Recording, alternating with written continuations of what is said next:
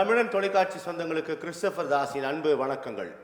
இன்றைய அரசியல் அரங்கம் நிகழ்ச்சிக்காக நம்முடன் இணைந்திருப்பவர் தமிழ்நாடு சத்துணவு மற்றும் அங்கன்வாடி ஓய்வூதியர்கள் சங்கத்தின் மாநில பொதுச் செயலாளர் திரு மாயமலை இணைந்திருக்கிறார். அவரோடு அச்சங்கத்தின் நீண்ட நாளைய கோரிக்கைகள் இந்த அரசாங்கம் செய்து தருவதாக சொல்லி தற்போது வரை அவர்களது கோரிக்கைகள் ஏற்கப்படவில்லை.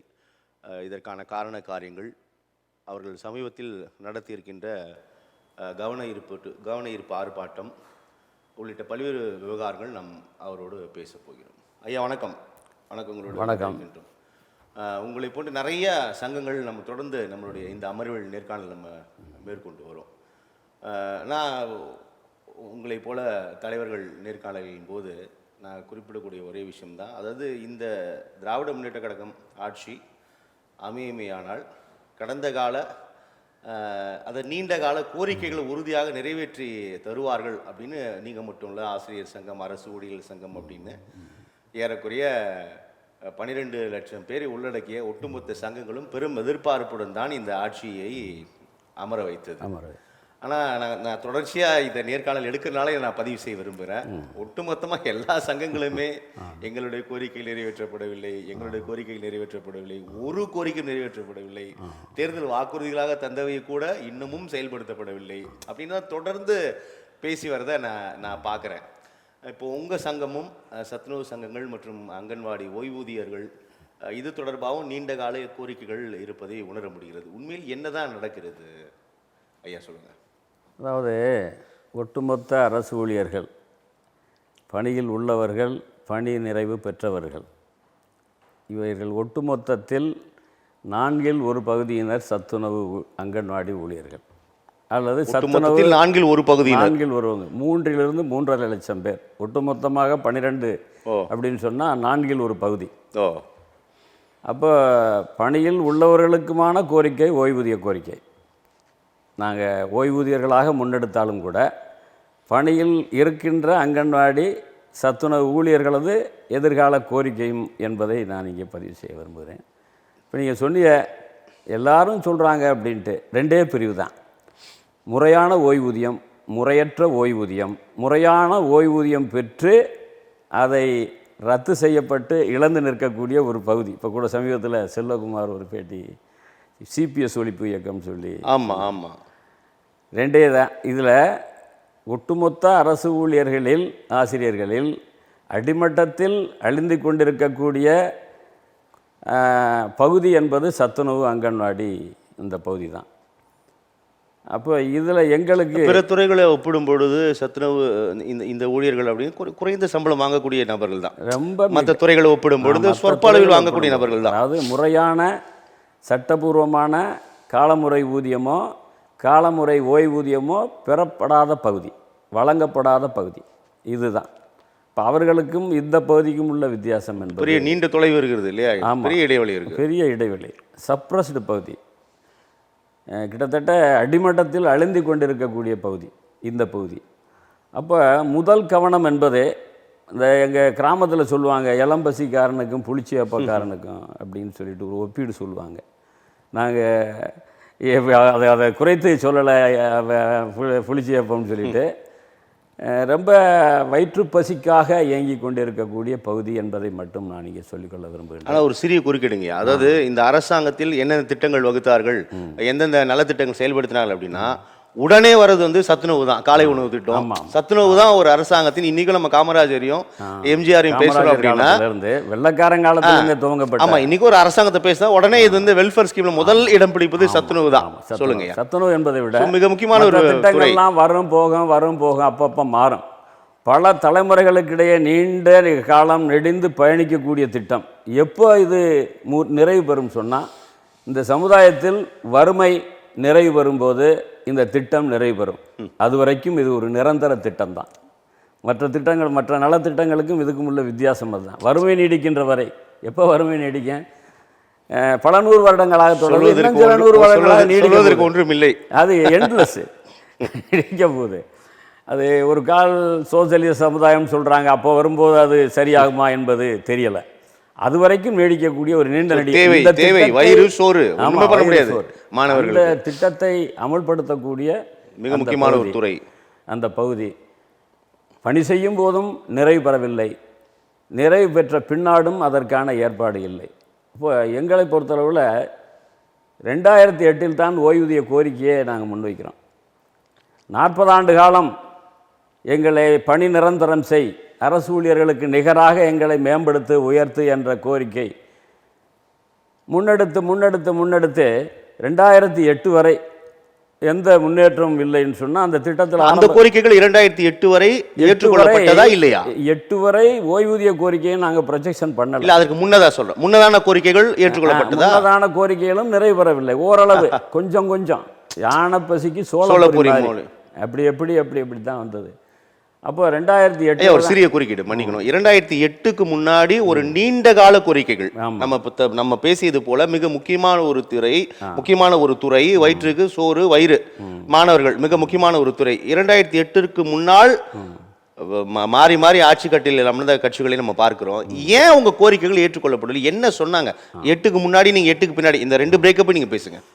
ஏன்னா அந்த கோரிக்கைகளையும் ரொம்ப ஏற்றுக்கொள்ளல, கொஞ்சம் தான் ஏற்றுக்கொண்டாங்கன்னு சொன்னீங்க. என்ன காரணம்? எண்ணிக்கை 2.5 லட்சம். அந்த ஸ்டார்டிங்கில் 2,05,000 இருந்தது. இன்றைக்கு 3 லட்சத்தை கிராஸ் ஆகி நிற்குது. இந்த எண்ணிக்கையை காரணம் காட்டியே அந்த மாதிரி கொண்டு வந்துட்டாங்க. இதுக்கு மாற்றெல்லாம் நம்ம சொன்னோம். இல்லை, எண்ணிக்கை காரணம் காட்டினாங்கய்யா. இப்போ வேலைக்கு ஏற்றார் போல் தான் எண்ணிக்கை. ஆமாம், அப்போ எண்ணிக்கை காரணம் என்பது புரிந்து கொள்ள முடியவில்லை. 2.5 லட்சம் பேரை அரசு ஊழியராக்குவது என்பது அரசுக்கு பெரிய நிதி சுமையை உருவாக்கும். நிதி முறையான காலமுறை ஊதியம் கொடுத்தார் நிதி சுமை உருவாக்கும். நிதி சுமை தான் காரணம் உருவாக்கும் என்று அப்படியே தட்டி கழிக்கப்பட்டது. ஆனால் நாம் என்னன்னு சொன்னால், அந்த மொத்த ஊழியர்களில் 1/3 பகுதியினர் அரசு பணி இளநிலை உதவியாளர் பணியில் அப்பாயின்மெண்ட் பெறுவதற்கான குறைந்தபட்ச கல்வி தகுதி உடையவர்கள். மிச்சம் 2/3 சமையலர் உதவியாளர், ஓரளவு படிக்க தெரிந்தவர்கள், கைரேகை புரட்டக்கூடியவர்கள். அவரையும் இதில் இணைத்து ஒட்டுமொத்தமாக தொகை எண்ணிக்கை கூட அதனால் இது நிதிச்சுமையாக மாறும் என்று பார்க்க வேண்டியதில்லை. குறைந்தபட்சம் கல்வி தகுதி உடையவர்களை அரசு பணியில் ஈர்ப்பதற்கான வாய்ப்பு பல்வேறு உதாரணங்கள் கூட இருக்குது. யூடிஆர் திட்டம் என்று ஒன்று 84 கொண்டு வந்தாங்க. அப்டேட்டிங் ரெஜிஸ்டர் வருவாய்த்துறையில் ஒரு 4 வருடம் மட்டுமே தொகுப்பூதிய முறையில் பணி செய்தவர்கள். அவர்களை பூரா கவர்மெண்ட். எத்தனை பேர் பணி செஞ்சாங்க அதில்? அவங்க ஒரு 12,000 பேர். 12,000 பேர் அவங்கள அரசு பணியில் அப்சார்ப் பண்ணிக்கிட்டாங்க.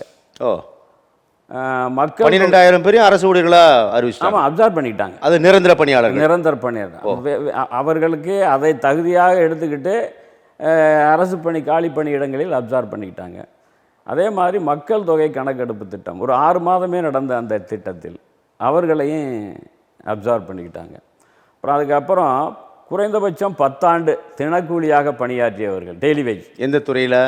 நகராட்சி மாநகராட்சி பணியாற்றியவர்களை பூரா அவர்களையும் அப்சார்ப் பண்ணிக்கிட்டாங்க. அதே மாதிரி அதுக்கு அடுத்து எல்லா துறைகளிலும் தினக்கூலி பணியாளர்களாக இருந்தவர்கள், தற்காலிக ஊழியர்களாக மினிமம் 10 இயர்ஸ் சர்வீஸ் முடிச்சிருந்தான் அவர்களுக்கும் விதி தளர்வு கொடுத்து அப்சார்ப் பண்ணிக்கிட்டாங்க. இது பூரா டாக்டர் கலைஞர் பண்ணது. அதுதான் அதில் நாங்கள் பெருமைப்பட வேண்டியிருக்கு. ஆனால் கலைஞர் உண்மையிலேயே இந்த நேரத்தில் உண்மையோட நான் பெருமையோட என்னுடைய அவரும் இதற்கு பண்ணவில்லை, அவரும் சத்ருவுக்கு பண்ணல, நீங்கள் மற்றதை பண்ணதா பண்ணி. என்ன விஷயம்னா, எம்ஜிஆர் திட்டமாக இருந்தாலும் அவர் பாகுபாடு காட்டவில்லை. Comparable with Stalin. இப்போ அதுக்கு நான் அடுத்து வர்றேன். அவரோட கம்பேர் பண்ணும்போது அவர் பெரியவராக தர்றாரு. 2004 2003 வேலை நிறுத்தம். ஒரு 1.25 லட்சம் பேரை நடந்தது. அப்போ ஒரு 12,000 பேரை 4,000 தொகுப்பூதியத்தில் ஜெயலலிதா போட்டாங்க. அவங்கள கூட கலைஞர் அப்சார்ப் பண்ணிட்டார். இவ்வளவெல்லாம் நடந்தும் கூட 40 ஆண்டு காலம் தொடர்ச்சியாக நீடித்திருக்கக்கூடியவர்களை அப்சார்ப் பண்ணப்படவில்லை என்பது தான் என்னுடைய. அதுதான் என்ன ஏன் ஐயா எண்ணிக்கை தான் சொல்கிறாங்க. நீங்கள் குறிப்பிட்ட முன்னாள் முதலமைச்சர் ஐயா கருணாநிதி அவர்களிடம் இது சரியாக கொண்டு சேர்க்கவில்லையா, இல்லை அவர் கண்டும் காணாதது போல் இருந்தாரா, இன்னும் இவர்கள் தானே எதற்கு பண்ண வேண்டும், இல்லை புரியல, அதுக்கான காரணம் என்னன்னு கேட்குறேன். ஏன்னா நீங்கள் நிறைய துறைகள் குறிப்பிட்றீங்க, எல்லாரையும் அரசு ஸ்வீகித்து கொண்டது, இந்த துறை என்ன பாவம் செய்தது? சொல்லப்பட்ட காரணம் எண்ணிக்கை தான். எங்களுக்கு சொல்லப்போ மற்ற துறைகள் இவ்வளவு எண்ணிக்கை இல்லை, எண்ணிக்கை தான் ஒன்று. எங்களுடைய புரிதல் என்னன்னு சொன்னால், எம்ஜிஆர் அறிமுகப்படுத்தப்பட்ட ஊழியர்கள் அந்த பகைப்புலன் இருக்குதுன்ற மாதிரி தான் எனக்கு படுது. ஓ, எம்ஜிஆர் போட்டாளுங்க, சப்போஸ் அவர்களால் முன்மொழியப்பட்டவர்னு சொன்னால் அதிமுக அனுதாபிகளாக இருக்கலாம் அப்படின்ற ஒரு அது ஒரு காரணமாகவும். இந்த அரசாங்கம் அப்ப திமுக அரசாங்கம் இந்த துறையில் யாரும் போடவே இல்லையா என்ன? அப்படி இல்ல, திமுக காரங்களும் வந்திருக்காங்க, இருந்தாலும் அவங்க போட்டு பெரும்பாலானவர்கள் அவங்க தான்ற ஒரு தவறான புரிதல். ஆமாம், ஏன்னா அவங்க இந்த மக்கள் நல பணியாளர்களை அவங்க வர டிஸ்மிஸ் பண்ண திருப்பி வர. ஆமாம் ஆமாம், அது போல இது சத்துணவு ஆளுகளுக்கு ஈடு கட்டுவதற்காக அவங்க அப்படி ஒரு திட்டத்தை சாலை பணியாளர்கள் அந்த மாதிரி கொண்டு வந்தாங்க என்ற இதெல்லாம் அது இருக்குது. ஆனால் அவர்கள் சொல்லப்பட்ட விஷயம் எண்ணிக்கை, அது ஒரு நிதிச்சுமை, இந்த அடிப்படையில் தான். இப்போ அது கூட நம்ம ஒரு ரீசன் சொன்னோம். ஒன்று இப்படி இந்த மாதிரியான உதாரணங்களை வச்சு அப்சர்வ் பண்ணலாம். இல்லைன்னு சொன்னால் அரசு துறையில் காலியாக இருக்கக்கூடிய பணியிடங்கள் நியரஸ்ட்டாக 5 லட்சம் இருக்குதுன்றாங்க. அதுக்கு ஆண்டுதோறும் நிதி ஒதுக்கீடு நடக்குது. அந்த நிதி மீண்டும் செலவழிக்காமலே கஜானாவுக்கு போகுது. ஏற்கனவே இந்த சர்வீஸ் பண்ணும்போதே இவங்க கிட்டத்தட்ட அரசு ஊழியர்கள் பெற்று வரக்கூடிய சம்பளத்தில் பாதிக்கு மேலே ரீச் ஆகிட்டாங்க. அதனால் பெருசாக ஒன்றும் நிதி ஒதுக்கீடு தேவையில்லை, நிதி சுமையும் வராது. இவங்க இந்த மாதிரி அப்சர்வ் பண்ணலாம் என்ற அந்த யோசனை சொல்லியும் கூட அது எடுபடவில்லை. இப்போ வெவ்வேறு துறைகளில் இவர்களை சேர்ப்பதற்கான வாய்ப்புகள் இருக்கா? அது அப்படி சேர்த்த முடியும் தான், அதுக்கான தகுதிகளே இருக்கு, முடியும். விதித்தளவு செய்யலாம். டிஎன்பிஎஸ்சி மூலம் டிஎன்பிஎஸ்சி ஃபார்மல் எக்ஸாம் நடத்த அவங்களை அப்சர்வ் பண்ணலாம். இதிலே கூட சத்துணவு திட்டத்திலேயே பட்டதாரிகளாக இருந்தவர்கள், ஆசிரியர் படிப்பு பட்டய பயிற்சி பெற்றவர்களை பூரா அந்த மாதிரி ஒரு 800 பேர் அந்த மாதிரி அப்சர்வ் பண்ணியிருக்கு. முன்னுதாரணம் இருக்குது. அப்போ இந்த துறையை தவிர எல்லா துறைகளையும் அப்சர்வ் பண்ணிக்கிற அரசு இந்த துறையை கண்டும் காணாமல் இருக்கிறது. நீங்கள் சொல்லுமா அப்படி தான் நான் புரிஞ்சுக்க முடியுது. ஆமாம், இந்த துறை தான் அது சாவை கேட்டுக்க உரிய துறையாக மாறிடுச்சு என்பது தான் சர்வீஸை பொறுத்தளவில். இப்போ ஓய்வூதிய கோரிக்கை ஓய்வூதிய கோரிக்கை வரலாம்னு நினைக்கிறேன். 2008 தான் அந்த கோரிக்கையை வச்சோம். ஏன்டா இந்த கோரிக்கை அரசூழியராக்குவது என்பது காணல் நீராக கனவாக அப்படியே போய்கிட்டு இருக்குது. ஆனால் திட்டத்தில் ஆரம்பத்துக்கு வந்தவங்கெல்லாம் வெறுங்கையோட வீட்டுக்கு போகிறாங்க. இதை நம்பி வாழ்க்கையை ஓட்டேன், ஏதாச்சும் ஒரு முன்னேற்றம் இருக்கும், ஏதாச்சும் ஒரு நமக்கு ஒரு பாதுகாப்பு இருக்கும் என்று எதிர்பார்த்து பலனற்ற நிலையில் சிலர் வெறுமனே வீட்டுக்கு போகும்போது இந்த கோரிக்கையை நாம் ப்ரொஜெக்ஷன் பண்ணி நிறைய பேர் இறந்தும் போயிருக்காங்க அப்படின்னு சொல்லிட்டு தான் அந்த கோரிக்கை 2008 முன்வைக்கிறோம். அந்த கோரிக்கையை அன்றைக்கி கலைஞர் தான் நிறைவேற்றினார். எப்படி நிறைவேற்றாருன்னு சொன்னால் இன்னொன்று 2008 நிறைவேற்றிட்டாரு. ஆமாம், இன்னொன்று என்னென்னா பார்ட் டைம் பெர்மனண்ட்டுன்ற ஒரு இது 90ல் கலைஞர் கொண்டு வந்தார். பார்ட் டைம் பெர்மனண்ட்லேயே பார்ட் டைம் பெர்மனண்ட். அது ஒரு சிக்கலான விஷயம். அது புரியல, என்ன பகுதி நேர நிரந்தர ஊழியர்கள், பகுதி நேர நிரந்தரம் என்பது அது கலைஞருக்கே உரிய பாணின்னு நினைக்கிறேன். அது எப்படி சொல்றது, வஞ்சா புகழ்ச்சியாக சொல்ல வேண்டியிருக்கு. எனக்கு புரியாமல் தான் கேட்குறேன் உங்ககிட்ட நான். அதுதான் அது பெர்மனண்ட்னு சொன்னால் ஆட்டோமேட்டிக்காக அது பார்ட் டைம் பெர்மனண்ட். அது ஒரு சிக்கலான வார்த்தை. அந்த சிக்கல் கூட எங்களுடைய முன்னேற்றத்திற்கான தடைக்கல் அப்படின்னு சொல்லிட்டு நான் பார்க்குறேன். பார்ட் டைம் பெர்மனண்ட் கட்டம் கட்டியாச்சு, நீ கடைசி வரைக்கும் இதுதான்டா அப்படின்னு சொல்றது மாதிரியான ஒரு அர்த்தம் உள்ள அது அப்படி ஒரு இருந்தாலும் கூட இந்த வேலைக்கான உத்தரவாதத்தை வழங்கியது அந்த உத்தரவு என்பதை ஆன்கோயிங். அதுக்கு என்ன விதிமுறை நடைமுறை ஒழுங்குமுறை என்னன்னு சொன்னால் ஆன்கோயிங் அது டெவலப் ஆகிக்கிறோம்னு சொல்லிட்டு எந்த விதிமுறைகளும் வகுக்காமல் பார்ட் டைம் பெர்மனெண்ட்ன்ற அந்த ஒற்றை வார்த்தையோடு வந்த அந்த உத்தரவு கூட எங்களது வேலையை உத்தரவாதப்படுத்தியது என்ற அந்த பாசிட்டிவான அப்படி தான் நம்ம பார்க்க வேண்டியது. அப்புறம் இப்போ இது 2008 நாம் இந்த கோரிக்கை வைக்கிறோம். இந்த கோரிக்கை வைக்கும்போது அப்பவும் கலைஞர் தான் ஆட்சியில் இருக்கார். 2008 ஆகஸ்ட் சுதந்திர தின உரையில் அண்ணா பிறந்த நாள் முதல் ஓய்வூதியம் அப்படின்னு சொல்லிட்டு அப்போ என்ன பண்ணுறாருன்னு சொன்னால் அதை கூட அந்த பார்ட் டைம் பெர்மனண்ட் மாதிரி கம்பேரிட்டிவாக நான் வரேன். சமூக பாதுகாப்பு திட்டம் சொல்லிட்டு 24 வகையான அந்த ஓஏபி, நலவாரிய பென்ஷன், முதிர்கன்னி பென்ஷன், ஆதரவற்றோர், விதவை, அந்த மாதிரி அதில் கொண்டு வர அந்த திட்டத்தில் இது ஒன்றை கொண்டு போய் அதுக்குள்ள நிப்பாட்டிட்டார். அதாவது அரசு ஊழியர்களோட ஓய்வூதிய திட்டம் இல்லை, இது ஒரு வெல்ஃபேரில் கொண்டு வர்றாரு. வெல்ஃபேரில் சமூக புரியுது, ஒரு உதாரணத்துக்காக சார். அந்த மாதிரி சமூக பாதுகாப்பு திட்டத்தின் கீழ் சிறப்பு பென்ஷனுக்கு பேர் சிறப்பு பென்ஷன், ஆனால் சமூக பாதுகாப்பு திட்டம் சோசியல் செக்யூரிட்டி பென்ஷன் அந்த இதில் கொண்டு போய் நிப்பாட்டிக்கிறார். இருந்தாலும் கூட அது எங்களுக்கு ஒரு நிவாரணமாக தான் தெரியும் சென்னைக்கு. ஏன்னா ஜஸ்ட்டு ஓஏபி அன்னைக்கு 400 ரூபா, இதை 500, 600, 700ன்னு சொல்லிட்டு 3 கேட்டகரியாக எங்களுடைய பணியின் தகுதிக்கு தன்மைக்கேற்ப உதவியாளர்னு சொன்னால் 500, சமையலர்னு சொன்னால் 600, பொறுப்பாளர் சொன்னால் 700, ஓஏபி 400, 500, 600, 700 அந்த மாதிரி இதுலேயே உயர்வான கேட்டகரி. இப்போ வரைக்கும் அது தொடருதா? இல்லை, தொடரல. இல்லை, அதுதான் எனக்கு ஒரு சின்ன கேள்வி. அந்த இடத்துல நீங்கள் சமூக பாதுகாப்பு திட்டத்தில் கீழ் கொண்டு வந்தீங்கன்னா இதை நிறுத்திவிட முடியும். ஆனால் நீங்கள் அரசு ஊழியர்களோட ஓய்வூதியம்னா அது நிறுத்த முடியாது, அது ஜியோ நிறுத்த முடியாது. ஸோ அந்த விஷயம் அதில் இருக்கு. ஆமாம் ஆமாம் ஆமாம். ஓ, அது பகுதி நேரம் நிரந்தர மாதிரி, பகுதி நேரம் நிரந்தர மாதிரி இருக்கும், பூசாத மாதிரி இருக்கும். அவர் தான் செக் வச்சார், இங்கேயும் அவர் தான் செக் வச்சார். ஓகே, அதாவது அது என்ன, நன்மை செய்வது, அதற்குள்ளே ஒரு தீமையை விதைப்பது. அது சொல்லக்கூடாது. ஏன்னா ஒன்று கொடுத்த வர நம்ம அப்படி குறை சொல்லக்கூடாது, பாசிட்டிவாக மட்டும் எடுத்துக்கிறோம். இருந்தாலும் அப்படி ஒரு ஏற்பாடு. இதை வந்து ஜெயலலிதா ஆட்சிக்கு வர்றாங்க. ஜெயலலிதா ஆட்சிக்கு வரும்போது 1000ஆக 500, 600, 700 எல்லாத்தையும் அந்த பாகுபாடே இல்லாமல் அனைவருக்கும் 1000 சம ஊதியமாக சமமாக. எங்களுக்கு கூட கொஞ்சம் கஷ்டம்.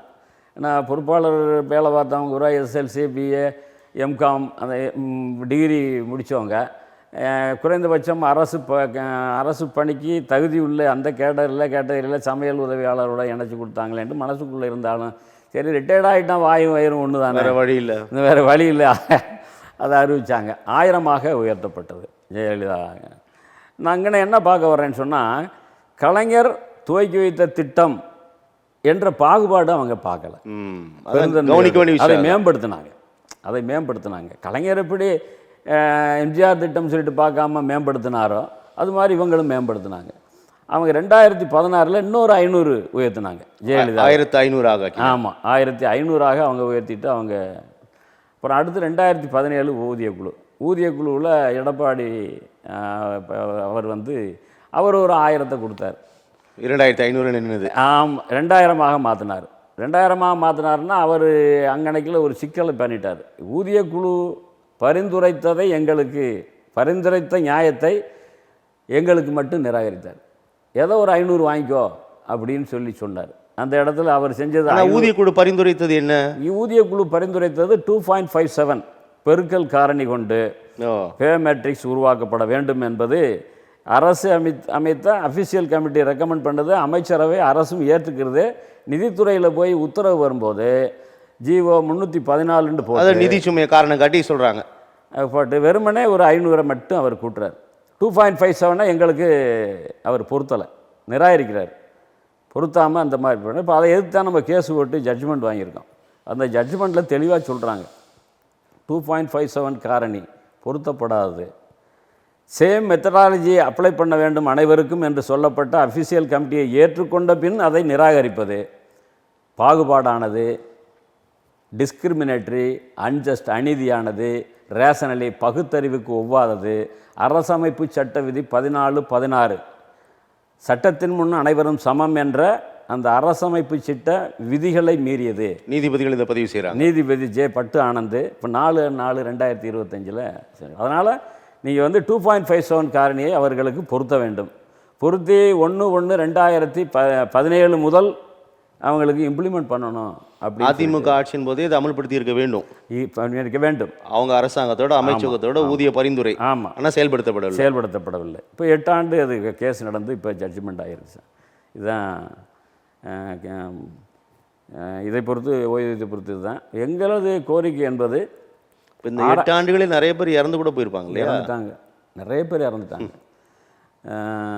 ஏன்னா இது வேலைக்கு வந்தவங்க டெஸ்டிடியூட்டட், டெசர்டட் விடோஸ், நிராதரவானவர்கள், ஆதரவற்றவர்கள், விதைவகைகள், குறிப்பாக பெண்கள், வீட்டுக்கு ஒருவர், அரசு வேலை என்ற அந்த நாம்ஸ் படி தான் உள்ளே வந்தவங்க.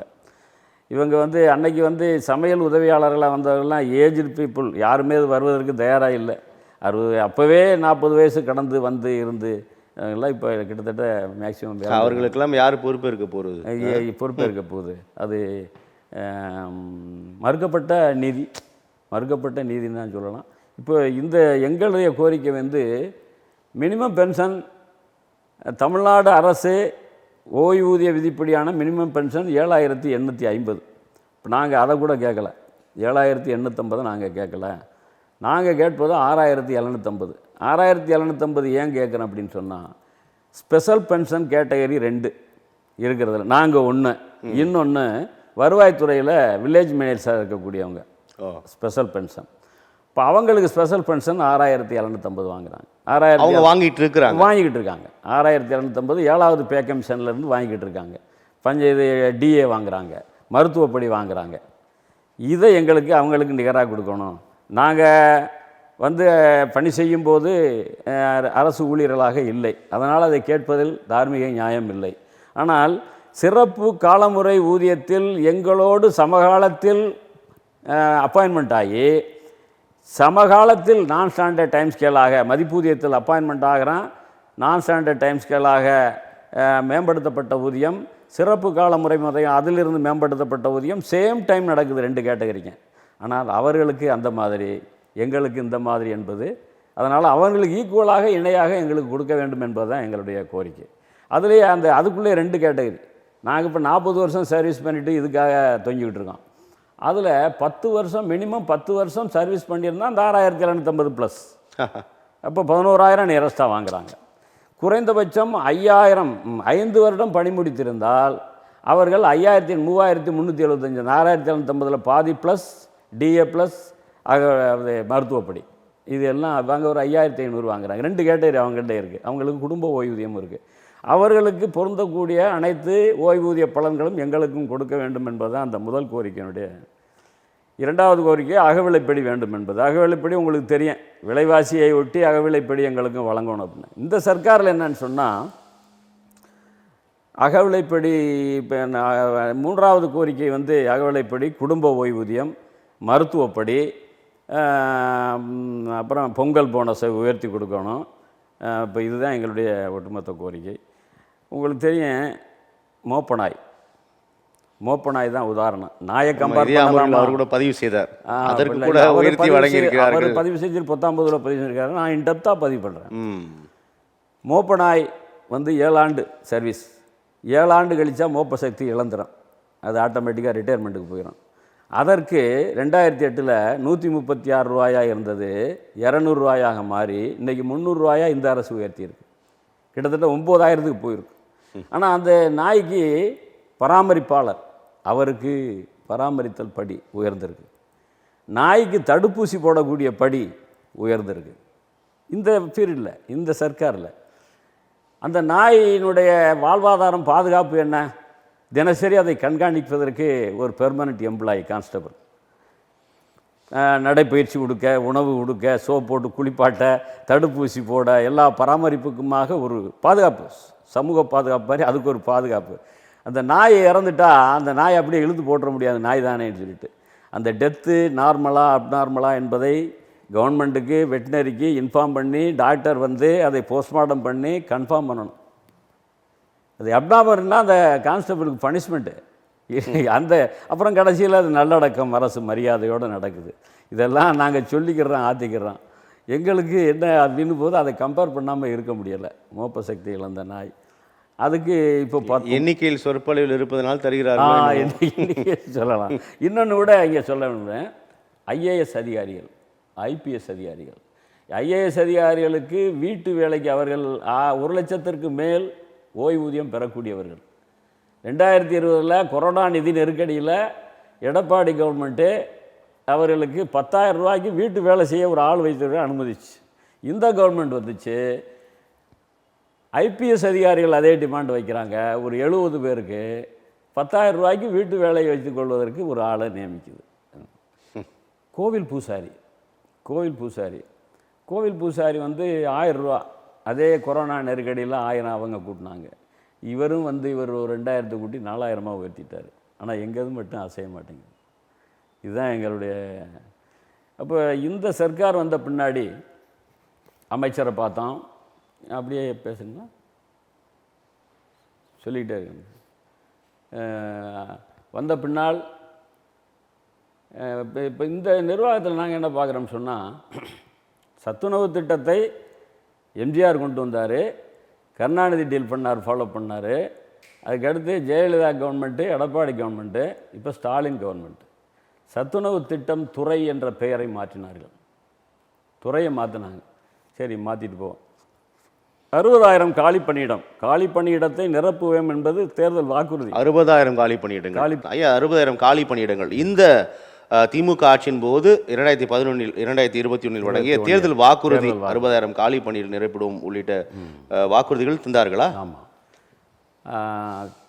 2021 சட்டமன்ற தேர்தல் வாக்குறுதி எண் 313 சத்துணவு அங்கன்வாடி ஊழியர்களுக்கு பென்ஷன் முறைப்படுத்தப்படும், ஒட்டுமொத்த தொகை 5 லட்சமாக உயர்த்தி வழங்கப்படும். அதோடு இணைந்து தான் காலி பணியிடங்களை நிரப்புவோம் என்றது. ஆனால் வந்த உடனே சத்துணவு திட்டத்துறை சத்துணவு என்ற பெயரை எடுத்தார்கள். மகளிர் உரிமைத்துறை என்று அதை மாற்றினார்கள். காலை இந்த துறை தான் மகளிர் உரிமைத்துறை பெயர் மாற்றாங்க. ஆமாம், பெயர் மாற்றம் அடிப்படை ரிஷி அதை பிள்ளையார் சொல்லி போட்டாங்க. என்ன காரணம்? அதை மாற்றியதுக்கான காரணம் அதை நான் இப்போ சொல்கிறேன். மாற்றுவதற்கான காரணம் அது என்ன நோக்கம்? அரசியல் நோக்கமாக தான் எனக்கு படுது. இன்னும் சொல்லப்போனால் புள்ளி எம்ஜிஆர் சத்துணவு என்ற அந்த ஒவ்வாமை தான் காரணம் என்று எனக்கு படுது. துறை சத்துணவு என்ற வார்த்தை எடுப்பது என்பது அதனுடைய நோக்கம் அதுவாகத்தான் இருக்க முடியும். இப்போ சத்துணவு பெயர் இல்லை. அப்போ மகளிர் உரிமைத்துறை என்று காலை சிற்றுண்டி என்று மகளிர் உரிமைத்துறை ஆக்கப்பட்டுள்ளது. ஆமாம், சமூக நலன் மகளிர் உரிமைத்துறை. ஓகே, சமூக நலம் சத்துணவு திட்டத்துறைன்னு இருந்ததை இப்போ மாற்றிருக்காங்க. அப்போ மாற்றிட்டு காலை சிற்றுண்டியை கொண்டு வந்தாங்க. வரவேற்கக்கூடிய திட்டம். அந்த துறையின் கீழ் தான் காலை சிற்றுண்டி வந்தது. மகளிர் உரிமைத்துறை தனியாக இன்ட்ரடியூஸ் பண்ணுறாங்க. தனியாக இன்ட்ரடியூஸ் பண்ணுறாங்க. பண்ணிவிட்டு மகளிர் உதவிக்குழுவிலேருந்து அதை மெயின்டைன் பண்ணுறதுக்கு ஆள் போடுறாங்க. 2000 ரூபா 1000 ரூபாய்ன்னு சொல்லிட்டு 2000 ரூபா தொகுப்பூதியம் இன்ட்ரடியூஸ் பண்ணுறாங்க. சத்துணவு திட்டம் மதியம், காலையில் காலை சிற்றுண்டி, அது சிறப்பு காலமுறை ஊதியத்தில் போய்கிட்டு இருக்கு. பக்கத்துலேயே இப்படி ஒரு திட்டத்தை ஆரம்பித்து மகளிர் சுய உதவி குழுன்னு சொல்லிட்டு அந்த திட்டத்தை கவர்மெண்ட்லேருந்து வெளியே கொண்டு போய் அதற்கு தொகுப்பூதியம் மீண்டும் மதிப்பூதிய முறையை பக்கத்திலே நிப்பாட்டுறாங்க. என்ன குளறுபடி அது நினைக்கிறீங்க? அது குளறுபடி என்பது நீங்கள் புரிஞ்சுக்கிறீங்க. அதாவது இந்த திட்டத்தை நாங்கள் செய்கிறோம் அப்படின்னு சொல்லிட்டு சத்துணவு ஊழியர்கள் கோரிக்கை மனு கொடுக்குறாங்க. ஏற்றுக்கல. இந்த செலவு தேவையில்லை, நாங்கள் அதை இலவசமாக நிறைவேற்றி கொடுக்குறோம், மதியம் பண்ணுறோம், அதை காலையே பண்ணிட்டு போகிறோம் அப்படின்னு சொல்லிட்டு அவங்க கொடுக்குறாங்க. அதை கண்டுக்கல. என்ன அங்கே என்ன இன்னொரு திட்டம் வருது. அந்த திட்டம் மீண்டும் தொலைந்து போன மதிப்பூதியத்தை சுமந்துக்கிட்டு வருது. கொத்தடிமை முறை மீண்டும் சத்துணவு பக்கத்தில் நிற்கிது என்பது தான் யோசிக்க வேண்டிய விஷயம். அதுக்காக நம்ம காலை சிற்றுண்டியை மதிக்கிறோம், அதை நாங்கள் மனப்பூர்வமாக நிறைவேற்றி கொடுக்குறோம் என்று சொன்ன கோரிக்கை எடுபடவில்லை, ஏற்கப்படவில்லை என்பதுதான் ஆதங்கம். புரிகிறது. அது ஒன்று. ரெண்டாவது, சத்துணவு திட்டத்தில் காலியாக உள்ள 60,000 பணியிடங்களில் தற்போது என்ன நடக்குதுன்னு சொன்னால் நிரப்புன்னு சொல்லிட்டு கேட்கும்போது பொறுப்பாளர் பணி நிரப்புவதில்லை. இதுவும் தேர்தல் வாக்குறுதி தான். காலி பணியிடங்களுக்கு தேர்தல் வாக்குறுதி தானே? ஆமாம். சமையலர் பணி நிரப்புவதில்லை, உதவியாளர் மட்டும் போடுவேன். உதவியாளர் கூட ஏற்கனவே இருந்து சிறப்பு காலமுறை ஊதியத்தில் அல்ல, மீண்டும் மதிப்பூதியம். அப்போ இத்தனை ஆண்டு காலம் போராடி மேம்படுத்தப்பட்ட அந்த பெற்ற உரிமையை இந்த அரசு மறுக்கிறது. மீண்டும் அதற்குள் அந்த பழைய கொத்தடிமை முறையை புகுத்துகிறது என்பது நகை முரண்தான், முரண்பாடான விஷயம், ஏற்றுக்கொள்ள முடியாத விஷயம். மேம்படுத்துவதற்கான ஆலோசனை என்னாளவில் கூட இப்போ நான் என்னால் சொல்ல முடியும். அப்போ பொறுப்பாளர் சமையலர் நிரப்புவதில்லை, உதவியாளரை கூட மதிப்பூதியத்தில் தான் போடுவேன் என்ற ஒரு இது எல்லாமே இந்த 60,000க்குள்ளே வந்துருமா? ஆமாம், அந்த 60,000க்குள்ளே வரும்.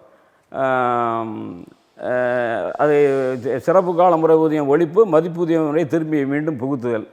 அப்போ மகளிர் உரிமை தொகைன்னு சொல்லிட்டு ஒன்று கொடுத்தாங்க. அந்த மகளிர் உரிமை தொகையை நாங்கள் 2000 தான் வாங்கிக்கிட்டு இருக்கோம். இந்த பின்னணியில் தான் அந்த உரிமை துறையிலேருந்து நம்ம புரிஞ்சுக்கலாம்னு சொல்ல வரீங்க. ஆமாம், அந்த உரிமை தொகைக்காக தான் சத்துணவு பேரை மாற்றி மகளிர்னு உருவாக்குறாங்க. ஆமாம், மகளிர் அந்த தொகையை நாங்கள் வாங்கிக்கிறோம். 2000 தான் வாங்கிக்கிட்டு இருக்கோம். ஒரு 1000 சொன்னால் கூடுதலாக இருக்கும். எங்களுக்கு எக்ஸம்ஷன் கொடுங்க, விதித்தளர்வு கொடுத்து. நீங்கள் வயது ஏதாவது வருமான வரம்பை முன்னிறுத்திருக்கிய, வருமானம் மட்டும் பார்த்தாலும் எங்களுக்கு அது 24,000 தான் வரும், 72,000 அப்படின்னு சொன்னால் யாருக்கு கொடுக்கக்கூடாது என்று ஒரு லிஸ்ட்டு போட்டிருக்காங்க. அதில் முதல் இடத்தில் சத்துணவு அங்கன்வாடி ஓய்வூதியர்களுக்கு கொடுக்கக்கூடாது அப்படி என்பது ரொம்ப கஷ்டமாக இருக்குது. டிஃபால்ட்டாகவே நீங்கள் வந்துடுறீங்களா? டிஃபால்ட்டாகவே நீங்கள் வந்துடுறீங்களா அதில் வருமானத்தின் அடிப்படையில்? ஆமாம், வருமானம் 72,000 வறுமை கோட்டுக்கு கீழே. ஆமாம். நாங்கள் 12,200 24,000 தானே வாங்குகிறோம். ஆனால் அரசினுடைய சலுகையை அனுபவிப்பதால் கொடுக்க முடியாது, சமாதானம் பேசிக்கலாம். ஆனால் வறுமையில் அரசு திட்டத்தை 40 ஆண்டு காலம் சுமந்தவர்களுடைய அந்த வறுமை நிலை அவர்களுக்கு புரியலை. பிச்சை எடுக்கிறேன், பல பேர் செத்து போனேன். இந்த மாதிரி இருக்குது. இலவச பஸ் பாஸ் நீங்கள் சொல்ல வச்சு பார்க்கும்போது ஏன்னா எப்படி புரிஞ்சுக்கிறேன்னா, ஒரு சரியான திட்டமிடல் இல்லாமல் ஒரு மாதிரி கண்மூடித்தனமாக அணுகுறாங்களோ. இப்போ 72,000 வாங்குறீங்க அப்படின்னும் போது நீங்கள் வறுமை கோட்டு கீழே வரீங்க. ஆனால் உங்களை எப்படி பார்க்குறாங்கன்னா அரசு சலுகைகள் பெறுவதா, அப்போ பிற அரசு ஊழியர்கள் மாதிரி நிறைய வாங்கக்கூடிய நபர்களோட உங்களை இணைக்கிறாங்க. காமனா அந்த புள்ளியில் காமனா சமூக பாதுகாப்பு திட்ட பென்ஷன் இந்த 24 கேட்டகரி இருக்கு இல்லைங்களா, இவர்களுக்கெல்லாம் அரசு சலுகை ஏதாச்சும் பெற்றா அவங்களுக்கு கொடுக்குறான்னு சொல்லி ஒரு பாலிசி. இல்லை அது சரியான்னு கேட்குறேன். அது தவறு அல்லவா? தவறு. அது பிரேக்கப் பண்ணி தானே புரிஞ்சுக்கணும். நீங்கள் பாலிசி கண்மூடித்தனமாக போயிட்டு இருக்கு இல்லையா? பாலிசியாக அப்படி இருந்தாலும் எங்களுக்கு எக்ஸம்ஷன் கொடுக்கலாமே, கொடுங்கன்னு கேட்குறான். அதை ஏற்றுக்கிற முடியாது அப்படின்றது அதுதான். இப்போ அது கூட நாங்கள் 1 காலை சிற்றுண்டி, 2 மதிய உணவு, 3 எம்ஜிஆர் இந்த திட்டத்தை கொண்டு வரும்போதே குறளமுத ஆசிரியர்கள் தான் பேர் வச்சார். குறளமுத ஆசிரியர் கூடுதலாக இன்னும் கூட நீ ஃபிசிக்கல் ட்ரைனிங் கொடுத்து இப்போ காலையிலேருந்து சாயங்காலம் வரைக்கும் முழு நேர வேலை அரசு ஊழியர்களாக கூட மாற்றலாமே. எத்தனை ஆப்ஷன் மாற்றலாமே. ஆனால் அதெல்லாம் இது செய்ய பொதுவாக சத்துணவு திட்டம் சவக்குழிக்கு செல்கிறது என்பது தான் என்னுடைய கருத்து. காரணம் சத்துணவு என்ற பெயர்னால. சத்துணவு சரி, இப்போ தான் நீங்கள் சொல்ல மாதிரி லாஜிக்கலாக பெயரும் மாற்றிட்டாங்களே. இப்போ அதுக்கப்புறமா இவங்க பண்ணதை அது பேரே இல்லாமல் கொண்டு சேர்க்க முடியுமல்லவா? சத்துணவு பேரே இல்லாமல் போச்சே. இப்போ நிரப்பவில்லை என்பதிலிருந்து இப்போ ஒரு ஆள் 10 சென்டர் பார்க்குறான், ஒரு ஆர்கனைசரு 10 சென்டர் பொறுப்பு பார்க்குறான். இன்சார்ஜ் வேஜை கூட்டிக்க ஆள் நான் போட மாட்டேன் அப்படின்னா இதில் நிலுவை விழுகக்கூடிய அந்த தொகை தான் காலை சிற்றுண்டியினுடைய மூலதனம்னு சொல்லிட்டு நான் பார்க்குறேன். வேறு எங்கேயோ நிதியை உருவாக்கலை, இதுக்கிலிருந்து செலவழிக்கக்கூடிய தொகையை எடுத்து காலை சிற்றுண்டி நடக்குது. ஒரு அற்புதமான திட்டம் என்பதெல்லாம் மாற்று கருத்து இல்லை. நாங்கள் செய்கிறோம் என்று வழியே வந்து கேட்டும் கூட அரசு செலவினத்தை குறைக்கலாம் அல்லவா, எங்களுக்கு தகுதியை கொஞ்சம் மேம்படுத்தலாம், ஊதியத்தை மேம்படுத்தலாம் அல்லவா, அதை ஏற்றுக்கொள்ள மறுப்பது என்பது எந்த வகையிலும் நியாயம் இல்லை. இதுதான் இப்போ இல்லை நீங்கள் சொல்கிறத வச்சு பார்க்கும்போது வருங்காலத்தில் காலை சிற்றுண்டியோடு முடிச்சுப்பாங்க அப்படின்னு தோணுது. ஆமாம், அப்படி தான் நான் நினைக்கிறேன். ஏன்னா இது நினைவாற்றலை கூடுதுன்னு சொல்லிட்டுலாம் பறிக்க வருது. இதை முன்னுதாரணமாக்கி லண்டனில் இதை முன்னுதாரணமாக வச்சு போடுறேன். சத்துணவு திட்டம் உலகம் போற்றும் திட்டம், உலக நாடுகள்லாம் ஃபாலோ பண்ண திட்டம் அப்படின்னு சொல்லிட்டு ஒரு பக்கம் சொல்லியிருக்கு. இப்போ இது அங்கே மாதிரி பப்ளிசிட்டி பண்ணிட்டு போகும்போது அதனுடைய உள்நோக்கம் என்னன்றது புரியலை. உள்நோக்கம் வேறு மாதிரி தான் யோசிக்க வேண்டியது இருக்குது. அப்புறம் இப்போ இந்த சத்துணவு பொறுப்பாளர், இந்த சத்துணவு திட்ட பணியாளர்களுடைய பணி நிலைமையை பற்றி 3 சுப்ரீம் கோர்ட் தீர்ப்பு இருக்குது. 2 சுப்ரீம் கோர்ட். எப்போது வந்த உச்சநீதிமன்ற தீர்ப்பு 2000 ராஜஸ்தானில் ஒரு வழக்கு, மதிய உணவு பொறுப்பாளர் பணியை பற்றிய ஒரு வழக்கு. அதில் மதிய உணவு பொறுப்பாளர் பணி சிவில் போஸ்ட், இந்திய அரசு பணியமைப்பு விதிகளின்படியான சிவில் போஸ்ட் அப்படின்னு சொன்னது. உத்தரப்பிரதேசத்தில் ஒரு வழக்கு, சந்திரகா பிரகாஷ் பாண்டேன்னு சொல்லிட்டு ஒருத்தர் அந்த அரசாங்கத்துக்கு எதிராக போடுறாரு. அதுலேயும் இதே மாதிரி சப்ஸ்டாண்டிவ் போஸ்ட், அரசு பணிக்கு நிகரான பணி அப்படின்னு சொல்லிட்டு தீர்ப்பு சொல்லப்பட்டிருக்குது. தமிழ்நாட்டில் 2007 பெரியண்ணன் என்பவர் ஒரு பொறுப்பாளர் போட்ட வழக்கு, நீதிபதி மாண்புமிகு பால் வசந்தகுமார் சொன்ன தீர்ப்பு. சத்துணவு பணி அரசு பணிக்கு நிகரான பதிலி பணி, சப்ஸ்டாண்டிவ் போஸ்ட். இது அவருக்கு காரண காரியங்களை சொல்கிறார். அப்பாயின்மெண்ட் எப்படி, சம்பள முறை எப்படி, ஒழுங்கு விதிமுறை எப்படி, அவர்கள் என்ஜாய் பண்ணக்கூடிய அரசு ஊழியர்களுக்கு பொருந்தக்கூடிய அத்தனையும் இன்ச் பை இன்ச்சாக பொருத்தி இது அரசு பணிக்கு நிகரான பணி என்று சொல்லப்பட்ட இந்த தீர்ப்புகள் எல்லாம் சென்ட்ரல் கவர்மெண்டாலும் சரி, தமிழ்நாடு அரசாங்காலும் சரி, அது மறுதளிக்கப்பட்டு மேல்முறையீட்டுக்கு உள்ளாக்கப்படவில்லை.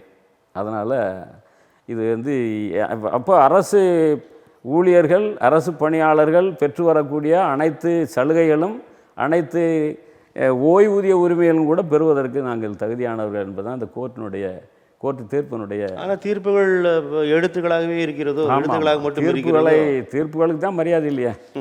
என்ன தீர்ப்பு சொன்னாலும் மரியாதை இல்லை. இப்போ எங்கள் இதிலே கூட சொல்லியிருக்கு, இப்போ அந்த அரசாங்கம் அமல்படுத்தணும், எடப்பாடி கவர்மெண்ட் செஞ்ச தவறு. அந்த தீர்ப்புகளை முன்னிறுத்தி நீங்கள் மீண்டும் முறையிட போனீங்களா? இல்லை, அந்த தீர்ப்புகள் இண்டிவிஜுவல் தீர்ப்பு. இப்போ எங்களை பொறுத்தளவில் இது பொதுவான தீர்ப்பு. 2.57 காரணி என்பது பொதுவான இங்கேயே ஒரு தீர்ப்பு இருக்கிறது. தீர்ப்பு. இதை நாங்கள் ஃபைட் பண்ணுவோம், அதை இயக்கமாகவும் கொண்டு போவோம். இப்போ சப்போஸ் அது அப்பீலுக்கு போயிடக்கூடாதுன்றக்காண்டி கேவேட்டெல்லாம் போட்டு ரெடியாக இருக்கும், அதை ஃபேஸ் பண்ணுறதுக்கு தயாராக இருக்கும். இப்போ அதை முன்னிறுத்தி தான் சமீபத்தில் ஒரு போராட்டம் நடத்துறீங்க இல்லையா? இது இந்த அரசாங்கத்தினுடைய அணுகுமுறைக்கு வர்றேன். அரசாங்கம் வந்த கையோடு COVID-19 வந்துருச்சு, நிதி நெருக்கடி. அடுத்த வருடம் மிக்ஜாம் புயல், நிதி நெருக்கடி போயிடுச்சு. அப்புறம் அதுக்கடுத்தா பின்னாடி ஸ்டார்ட் பண்ணோம்னு சொன்னால் அமைச்சர் மாநாட்டுக்கு வரோம்னு சொன்னாங்க. மாநாட்டுக்கு வர மறந்துட்டாங்க. உங்களுடைய மாநாடு எப்போ நடைபெற்றது? எங்கள் மாநாடு 2022 22 தூத்துக்குடியில் அவங்களுக்காகவே டேட்டெல்லாம் கொடுத்தாங்க. அவங்க வெறிவேடாக அமைச்சர் கீதா ஜீவன். ஆமாம், கீதா ஜீவன். ஈமச்சடங்கு நிதி, மருத்துவ காப்பீடு நானே என்னுடைய இன்ஃப்ளூயன்ஸில் பண்ணி கொடுத்துட்றேன். ஓய்வூதியம் உயர்வு, அகவிலைப்படி குறித்து நிதித்துறையுடன் பேசி அமலாக்கி தருகிறேன் அப்படின்னு சொல்லி 2002 சொன்னார்கள். 2025 இருக்கிறோம், இன்னும் வரல. ஒரு ஜாயின்ட் சிட்டிங் உட்காரும்னு சொல்லி இழுத்துக்கிட்டே போனாங்க. அப்புறம் ஒரு கட்டத்துக்கு மேலே நாங்கள் 23/1/2023 ஒரு உண்ணாவிரதம் ராஜரத்னம் ஸ்டேடியம் அதை முன்னிறுத்தி வலியுறுத்தி பண்ணி உடனடியாக கூப்பிட்டு பேசினாங்க. அவங்க சொன்னதையே மீண்டும் ரெனியூவல் பண்ணிக்கிட்டாங்க. அவங்க மட்டும் பண்ணலை, சோஷியல் வெல்ஃபேர் செக்ரட்டரி, 2 டைரக்டர் எல்லாரும் இருந்து இந்த ஈமச்சடங்கு நிதியும் இதையும் மருத்துவ காப்பீடையும் கொடுத்துட்றோம் அப்படின்னு சொல்லி ஒத்துக்கிட்டாங்க. அது நடக்குது இந்த 2 வருஷமாக நடக்குது. ஜாயின்ட் சிட்டிங் நடத்தின்னு சொன்னாங்க, 2மே நடக்குது. இது ஒரு எண்ட்லெஸ்ஸாக போகுது. இப்போ 4 வருஷம் போய்கிட்டாங்க. அப்போ இதுக்கு லாஸ்ட் இயர் இன்னொரு 10 மாதம் தான் இருக்குது. அப்படின்னு வரும்போது தான் நாங்கள் முற்றுகை போராட்டத்துக்கு போக வேண்டியது. முற்றுகை போராட்டம் தகவல் கொடுத்து 80 நாள் ஆச்சு, எந்த பதிலும் இல்லை. முதல் நாள் கூப்பிட்டு நீங்கள் இடத்த மாற்றிக்கண்டாங்க, ஒத்துக்கிற முடியாது. 80 நாள் ஆச்சு, ரிமைண்டர் 4 தடவை கொடுத்துருக்கான், கூப்பிட்டே பேசலை. திடீர்னு நீங்கள் இடத்த மாற்றிக்கன்னு சொன்னால் அது ஏற்றுக்கிற முடியாது அப்படின்னு சொல்லிட்டு ஒரு 5000 பேர் கொண்ட அந்த முற்றுகை போராட்டம் நடந்துச்சு. சரி, முற்றுகை போராட்டத்தை முடித்து பேச்சுவார்த்தைக்கு போனால் அதிகாரியும் வாய் திறந்து எதுவும் சொல்கிறாங்கல்ல, டைரக்டரும் சொல்கிறாரில்ல, செக்ரட்டரியும் எதுவும் சொல்கிறாரில்ல, அமைச்சரும் அதே தான். அப்புறம் எங்களுக்கு சந்தேகம் வந்துச்சு, ஒரு கமிட்மெண்ட்டும் இல்லாமல் ஏதோ பார்ப்போம் போவோம் வந்தோம்ன்றது மாதிரி 4 வருஷம் கழித்து நடத்திக்கிட்டு இருந்தால் என்ன அர்த்தம் அப்படின்னு கேட்டால், நீங்கள் வாய் திறந்து சொன்னால் எதையாச்சும் பிடிச்சிக்கிறீன்றாங்க. வாய் திறந்து சொல்லணும் என்பதே என்னுடைய நோக்கம், சொன்னதை கேட்குறது எங்களுடைய ஃபாலோஅப்பு. இதில் என்ன தவறு? அப்போ எதுவுமே செய்யக்கூடாது என்ற இன்டென்ஷன். வாய் திறந்து சொன்னால் பிடிச்சிக்கணும்னு சொல்கிற அமைச்சர் தேர்தல் வாக்குறுதியே இருக்கே, வாக்குறுதியை கூடி கொடுத்தியா? நீங்கள் கொடுத்த வாக்குறுதி பண்ண போகிறீங்க? தேர்தல் வாக்குறுதி ஒரு பக்கம், நீங்கள் கொடுத்த வாக்குறுதி தேர்தல் வாக்குறுதி, அரசாங்கத்தை கட்சி நீங்கள் டைரெக்டாக கொடுத்த வாக்குறுதி. அப்போது அந்த ஈமச்சடங்கு நிதி 25,000 அதனுடைய உண்மையான பொருள்னு சொன்னால், நிராதரவாக இன்றைக்கி இந்த திட்டத்தில் 90% மகளிர் உரிமைத்துறைன்னு சொல்லி நீ பேர் வச்சுருக்க. 90% மகளிர், டெஸ்டிடியூட்டட் டெசர்டட் விடோஸ், அன்னைக்கே நிராதரவானவர்கள். இன்றைக்கி அவங்களுடைய கதி என்ன? அவர்கள் இறந்தால் அனாதை பிணம், வாழ்கின்ற போது நடைப்பிணம். இப்போ இறந்த அந்த பிணத்தை அடக்கம் செய்வதற்காக இந்த அரசுக்கு 40 ஆண்டு காலம் உழைத்த உழைப்பின் உபரி மதிப்பில் விளையக்கூடிய அந்த பணம் உரிமை பணமாக என்னுடைய நெற்றி பொட்டில் வைக்கக்கூடிய காசு என்னுடைய பணமாக இருக்க வேண்டும் என்பது என்னுடைய நோக்கமாக இருக்குது. அது என்ன செக்ரட்டரி ஃபார்வர்ட் பண்ணுறாரு, நிதித்துறைக்கு போகுது, அங்கேருந்து அதுக்கும் 5 தடவை போயிருக்கு. 5 தடவை போயிருக்கு, எதுவும் சொல்லலை. நிதித்துறையில் போய் சண்டை போட்டோம். நாங்கள் என்ன செய்கிறது, திருப்பி அனுப்புகிறாங்க. நாங்கள் போய் நிதித்துறையில் சண்டை போட்டோம். ஏங்க எங்களுக்கு வந்து அதை நிராகரிக்கிறீங்க? உங்கள் அங்கேருந்து முறையாக ரெக்கமெண்ட் ஆகி வந்திருந்தால் நாங்கள் ஏற்றுக்குருவோம். முறை இல்லாமல் இப்படி ஒரு ஐஏஎஸ் அதிகாரிங்க இருந்து ரெக்கமெண்ட் பண்ணுவார், இப்படி சண்டை.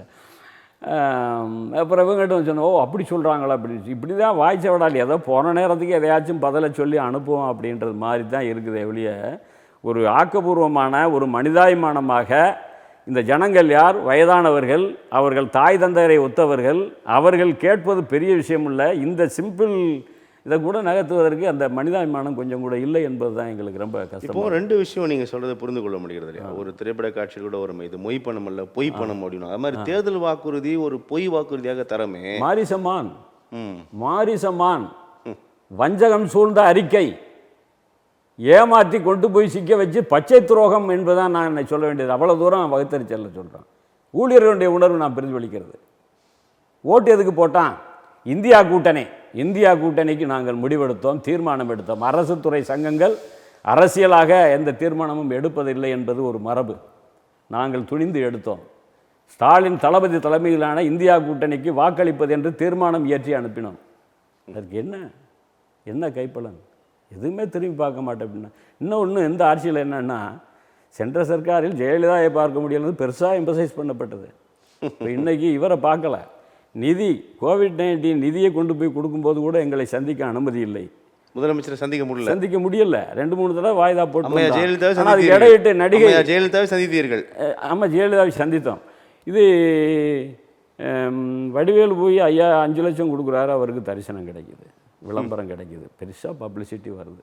சரி, நாம் தகுதியெல்லாம். இப்போ இந்த அரசில் இன்னொரு அணுகுமுறை என்னென்னா, அதிகாரிகளை பார்ப்பதற்கு கூட முந்தையெல்லாம் விசிட்டர்ஸ் டைம் போட்டு வரணும். விசிட்டர்ஸ் டைம் 12 to 1:30 எப்போ வேண்டாலும் போகலாம், பார்க்கலாம். கடந்த ஆட்சியில் இப்போ அதை நடைமுறை மாறி இருக்கு. என்ன மாற்றிருக்காங்க? அப்பாயின்மெண்ட் வாங்கிட்டு வாங்க. யாருக்கு அப்பாயின்மெண்ட் கொடுக்குதோ அவங்க தான் தீர்மானிப்பாங்க. எப்போ கொடுக்குறாங்களோ அப்போ தான் வரணும். வயிற்று வலிக்கிறவன் தன்னுடைய வயிற்று வலி தீர்ப்பதற்கு நான் கொடுத்த நேரத்தில் நீ வந்து வயிற்று வலி தீர்க்க அவ்வளவு வேலைகள் இருக்கிறார்களோ என்னவோ, பரவாயில்ல, பார்க்கட்டும். ஆனால் இது யார் பார்க்க வர்றவன் யாருன்ற அந்த கண்ணோட்டம் வேணும் இல்லையா? அது மாறி இருக்குது. அந்த அரசாங்கத்துக்கும் இது தொடர்பாக முதலமைச்சர் சந்திக்க முயற்சி எடுத்தீங்களா? ஏதாவது கோரிக்கைகள் தொடர்பாக ஸ்பெசிஃபிக்காக? ஒன்லி இந்த கோரிக்கைகள் சம்மந்தமாக அவரை சந்திப்பதற்கு கடிதம் கொடுத்துருக்கோம். அப்பாயின்மெண்ட் வேணும்னு சொல்லிட்டு. எப்போ கொடுத்தீங்க? அது 2 வருஷம் ஆச்சு கொடுத்து. 2 வருஷம் ஆச்சு. ஆமாம். பதில் எதுவும் இல்லை.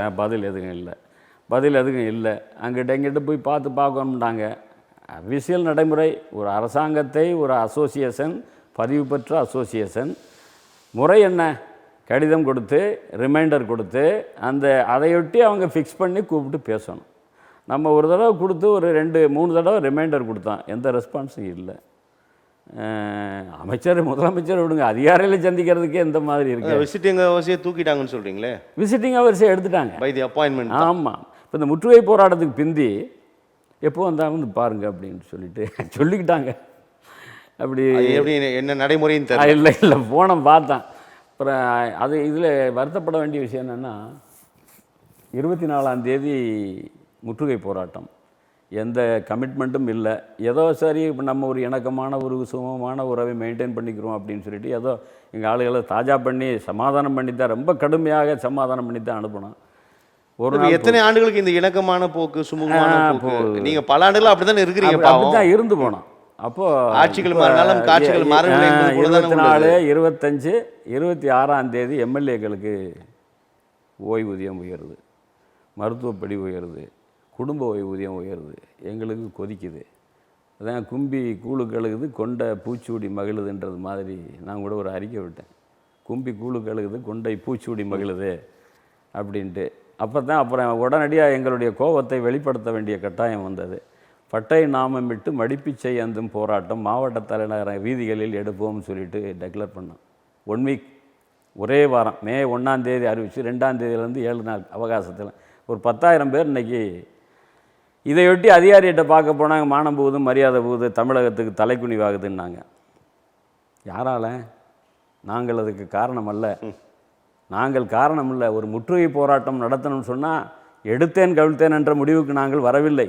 கால அவகாசம் போதவில்லை என்று 4 வருடங்கள் காத்திருந்திருக்கிறோம். 10 மாதம் இன்னும் டைம் இருக்குது. 2 வருஷம் கோவிட்-19 எக்ஸாம் புயல் நெருக்கடி. ஓகே, சமூக நெருக்கடியில் எங்களுடைய கடமையாக நாங்கள் ஒத்துழைச்சோம், அது வேறு விஷயம். 2 வருஷமாக அமைச்சர் இழுத்தடிச்சிருக்காங்க, எதுவும் நடக்கலை. இனியும் நாங்கள் பொறுத்திருக்க வேண்டிய அவசியம் இல்லையே. பட்டை நாமம் அது என்ன மதம் அப்படி இப்படின்றெல்லாம் அந்த கருத்துக்கள் வந்தது. இல்லை, பட்டை நாமம். பட்டை என்றும் நாமம் என்றும் சொன்னால் அது பக்தி. பட்டை நாமம் என்றால் அது நம்பிக்கை துரோகம், பச்சை துரோகம். எது பச்சை துரோகம்? தேர்தல் வாக்குறுதி பச்சை துரோகம். எது நம்பிக்கை துரோகம்? 2021 சட்டமன்ற தேர்தலில் கொடுத்த வாக்குறுதியை பச்சை துரோகம் என்று நாங்கள் நினைக்கிறோம். இல்லை, அது நம்பிக்கைக்குரிய விஷயம் என்று சொன்னால் 10 மாதம் கால அவகாசத்தில் நிறைவேற்றுங்க. அதுக்கான வாய்ப்புகள் இருக்குன்னு நினைக்கிறீங்களா? ஒன்று. 2வது, இப்போது நான் அரசு உங்களை மாதிரி தொடர்ந்து அரசு ஊழியர்களோட அமைப்புகள் இந்த அதிருப்தி தொடர்ந்து நம்ம தெரிவித்து வரதை நம்ம பார்க்குறோம். நடந்து முடிந்த சட்டமன்ற கூட்டத்தொடரிலாவது சில அறிவிப்புகள் வெளியிடும்னு காத்திருந்தோம். சில அறிவிப்புகளை வெளியிட்டார்கள். ஆனால் அந்த அந்த அறிவிப்பு ஒன்றுக்கும் பயன்படாது அப்படின்ற பதிவையும் நம்ம பார்க்க முடியுது. இன்னும் ஏறக்குறைய 12 மாதங்களில் தேர்தல் நெருங்கப் போகிறது. இருக்கக்கூடிய இந்த இடைப்பட்ட காலகட்டத்திலாவது நம்புறீங்களா? இது அறிவிப்பு தான் வெளிவரும் நம்புறீங்களா? ஒரு பக்கம் நம்பிக்கை, இன்னொரு பக்கம் தன்னம்பிக்கை. அவர்களை நம்புவான், இல்லை என்று சொன்னால் எங்கள் கைதான் எங்களுக்கு நம்பிக்கை, முன்னெடுப்போம். 2, அதாவது இப்போது ஆளும் கட்சியாக இருக்கக்கூடிய திராவிட முன்னேற்ற கழகம் எதிர்கட்சியாக இருந்தபோது அப்போதும் இந்த கோரிக்கைகள் நிறைவேற்றப்படவில்லை என்று இதை உங்களை எங்களோடு இணைந்து நின்று பகிர்ந்து கொண்டார். ஓடோடி வந்து எதிர்கட்சி தலைவர் உங்களை மண்டபத்தில் பார்த்தார், ஆர்ப்பாட்ட மேடையில் சந்தித்தார், மருத்துவமனையில் சந்தித்தார், அப்படி நிறைய நிகழ்வுகள் இருக்குது. இந்த பிரதான எதிர்கட்சி எப்படி இப்போ பார்க்குது? உங்களுடைய கோரிக்கை ஆர்ப்பாட்டங்களை எப்படி அணுகுது? இது ரொம்ப முரணாக கூட இருக்கலாம், ஏன்னா அவங்க செயலன் தான் இவங்களை எதிர்பார்க்குறீங்க. இருப்பினும் பிரதான எதிர்கட்சியாக அவருடைய பார்வை என்பது எப்படி இருக்க வேண்டும், எப்படி இருக்கிறது? நாங்கள் என்ன பிரதான எதிர்க்கட்சியை நாங்கள் இதுவரை அணுகவில்லை. நாங்கள் ஒரு கூட்டமைப்பாக சென்ற ஆண்டு ஒரு நகர்த்தினோம். எல்லா எதிர்கட்சி இவர்கள் எதிர் முகாமில் உள்ள அனைவரையும், திருமாவளவன், ஒரு செல்வ பெருந்தகை, தேமுதிக, பாமக, இவர்களையெல்லாம் இணைத்து அன்னைக்கு கூட நாங்கள் பிரதான எதிர்க்கட்சியை அழைக்கவில்லை. இந்த 4 கட்சிகள் பங்கேற்ற கூட்டமைப்பு போராட்ட அறிவிப்பு மாநாடு நடத்தி கூட்டமைப்பாகவும் ஒன்றா. ஆனால் இனி அதை யோசிக்க வேண்டிய கட்டாயத்தில் இருக்கிறோம். பிரதான எதிர்க்கட்சி பயன்படும் என்ற கருத்து இருக்குது. அதை இவர்கள் நிராகரிக்கும் போது அவர்களை பயன்படுத்த வேண்டிய தேவை இருக்கும். ஃபார் எக்ஸாம்பிள் நான் ஒன்று சொல்கிறேன், இந்த அரசாங்கம் 2% அகவிலைப்படி இன்றைக்கி அறிவிச்சிருக்கிறது. நீங்கள் மற்றதெல்லாம் விட்டுருங்க, உங்களுக்கு நிதிச்சுமை இதை சொல்கிறிய நாங்கள் நம்பலாம், இருந்தாலும் உங்களை நாங்கள் பகிர்ந்துக்கிறோம். 2% அகவிலைப்படி இப்போ அறிவிச்சு ஓய்வூதிய திட்டத்தில் செல்வகுமார் பதிவு செய்தது நான் உங்களுக்கு நினைவூட்ட விரும்புகிறேன். இந்த நிதிச்சுமைக்கும் அதற்கும் சம்மந்தமே இல்லை அப்படின்னு ஒரு கருத்தை அவர் பதிவு செய்தார். இந்த நிதிச்சுமைன்ற காரணம் ஏற்புடையதாக பார்க்குறீங்களா நீங்கள்? முதல்ல நிதிச்சுமை ஏற்புடையதல்ல. அந்த நிதிச்சுமை சப்போஸ் இருக்குதுன்னு சொன்னால் கூட எதையாச்சும் ஒன்று நீங்கள் செய்யணும். ஒன்றுமே இல்லாமல் வெறுமனே போவது என்பது நல்லதில்லை. 2% அகவிலைப்படி என்பது ஒரு நபருக்கு 40 ரூபா ஒரு மாதத்துக்கு 480 ரூபா. 480 ரூபாய்ன்னு சொன்னால் ஒரு ஆண்டுக்கு 1.25 லட்சம் எம்ப்ளாயீஸு, 5 கோடியே 60 லட்சம் ரூபா. 5 கோடியே 60 லட்சம் ரூபாய் நீங்கள் துவக்கி வச்சீங்கன்னு சொன்னால் ஆன்கோயிங் அது டெவலப் ஆகிக்கிறோம். இதை துவக்கி வைத்த பெருமை இந்த அரசுக்கு சாரும் என்பதை பல தடவை சொல்லிட்டோம். கூட்டமைப்பு போராட்டத்திலே நாங்கள் சொன்னது தான். ஓய்வூதிய கோரிக்கை சம்பந்தமாக எந்த அளவுக்கு விட்டு கொடுத்து போகலாம், அகவிலைப்படி மருத்துவப்படி சம்பந்தமாக மருத்துவ காப்பீடு எப்போ தேவைப்படும்? ரிட்டையர்டான பின்னாடி தான் தேவைப்படும். வயசு முதிர்ந்த காலத்தில் கூடுதலாக உடல்கள் பலகீனப்பட்டு தேய்மானப்பட்டு கிட்டத்தட்ட உருக்குலைந்து போய் இருக்கக்கூடியதுனா எல்லா நோய்களும் தாக்கக்கூடிய வாய்ப்பு. அப்போ தான் அந்த மருத்துவத்தினுடைய மகத்துவம் என்பது. அந்த பாதுகாப்பை உறுதி செய். பணி செய்த போதும் நான் என்ஜாய் பண்ணிக்கிட்டு இருந்தேன் மருத்துவ காப்பீடு, மருத்துவப்படி. அதே பணி செய்த நான் வெளியே வந்திருக்கிறேன், எனக்கு அது நிராகரிக்கப்படுவது நியாயம் இல்லை. இது எந்தையும் கண்டு கொள்ளாமல் இப்படியே அடமண்டா போனால் ஒரு காலம் நம்ம காசை கொடுத்து ஓட்டை வாங்கிக்கலாம்னு நினச்சிக்கிட்டே இருக்கலாம். காசை கொடுத்து இப்போ காசு கொடுக்க ஆரம்பித்த போது காசு எடுபட்டுச்சு. இன்றைக்கி காசு ஒன்றைட்டையும் வாங்குகிறான், அடுத்த வேண்ட்டு வாங்குகிறான், கொடுக்குற வேண்டையெல்லாம் வாங்குகிறான். அவன் சுதந்திரமாக தான் ஓட்டு போட போகிறான். என்ன கோடி கொடுத்தாலும் எங்களது உணர்வை மாற்ற முடியாது என்பதுதான் அந்த பதிவு செய்வது. நான் தலைப்பில் குறிப்பிட்டது போல அரசு ஊழியர்கள், ஆசிரியர்கள், ஓட்டுநர்கள், பேருந்து ஓட்டுநர்கள் உள்ளிட்ட எல்லா அமைப்பு, இயக்கம், சங்கங்களும் அதிர்த்து தான் இருக்கிறார்கள். இதை அறியாமல் இருக்கிறதா ஆட்சி தலைமை? ஏன்னா ஏறக்குறைய 12 லட்சம் ஊழியர்கள், ஏறக்குறைய வாக்குகளாக பார்த்தா ஏறக்குறைய ஒரு 1 கோடி வாக்குகளை வைத்துள்ளக்கூடிய ஒரு அமைப்புகள் ஒட்டுமொத்தமாக நான் சேர்த்து சொல்கிறேன். இதை உணராமல் இருக்கிறார்களா ஆட்சியாளர்கள்? இது உணராமல் இருக்கிறார்கள் என்று நான் நம்பவில்லை. ஒரு குண்டூசி விழுந்தாலும் அதை உணரக்கூடிய வாய்ப்பு உள்ள அரசமைப்பு, அதற்கான டெக்னாலஜி உள்ளது, எல்லாம் புரிஞ்சுக்கிட்டு தான் இருக்குது. ஏதோ ஒரு மிதப்பில் ஏதோ ஒரு மயக்கத்தில் இருக்காங்க. குறிப்பாக எனக்கு என்ன தோணுதுன்னு சொன்னால், எப்படியும் நீங்கள் போட்டி விடுவீர்கள் என்ற அதீத நம்பிக்கை. இன்னொன்று இதை முன்னெடுக்கக்கூடிய இடதுசாரிகள் ரொம்ப அது பலவீனப்பட்டிருக்காங்களா, ஏதோ ஒரு காரணத்தால் தன் இருப்பை தக்க வைத்துக் கொள்வதற்கான அரசியலை நடத்தி கொண்டிருக்கின்றார்கள். தொழிலாளிகள், உழைப்பாளிகள், எங்களை போன்ற அழிந்து கொண்டிருக்கவர்களுடைய உணர்வுகளை, பொருளாதார தேவைகளை முன்னெடுக்கக்கூடியதில் சரியான கடமையாற்றவில்லை என்று நான் கருதுகிறேன். அதுதான் இந்த அரசாங்கம் பலவீனமாக எடுத்துக்கொண்டு தன்னுடைய பலமாக கருதுகிறது. நல்லதையா, பொறுத்திருந்து பார்க்கலாம் இந்த அரசாங்கம் எப்படி கோரிக்கைகளை பரிசீலிக்க போகிறது என்பதை. நன்றி. உங்களுடைய வருகைக்கும் கருத்து பகிர்வுக்கும் மிக்க நன்றி. வணக்கம்.